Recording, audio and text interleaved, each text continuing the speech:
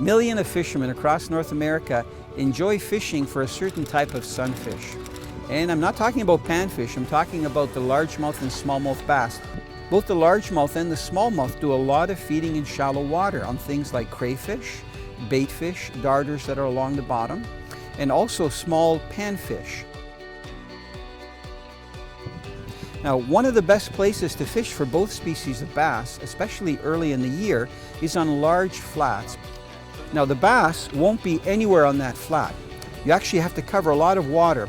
They're going to be relating to little food centers. So if there's a little rock pile or there's a little clump of vegetation, the best thing to do is to make a long cast anywhere 10 to 20 feet past those target areas that you see, and then retrieve your lure at a very steady retrieve.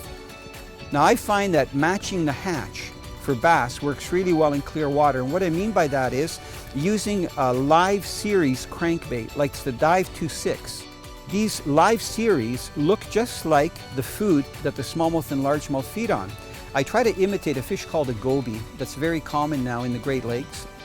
The minnow bait that I use will be about 3 to 4 inches long, and I'll use one with a brown back and a pearl side, so it looks like a little goby. So what I do is I make a long cast, I put my rod tip close to the water, and I retrieve steadily. As soon as my crankbait starts to hit those key hot spots, I let the lure hit the bottom, and then I lift my rod tip up and get that crankbait to rise up off the bottom. Because a lot of times when you're bouncing along the bottom, even if you're not jigging, you're just dragging, the bass will recognize that your minnow bait is swimming like a goby and come over and attack it. And usually when the bass hit, it's a very aggressive strike. So because of the braid, you get a very good hook set when you set the hook. When you're fishing a large flat area where it's pretty well open, there's not a lot of weeds, I find that using a crankbait that bumps the bottom every once in a while in this natural finish really produces big bass.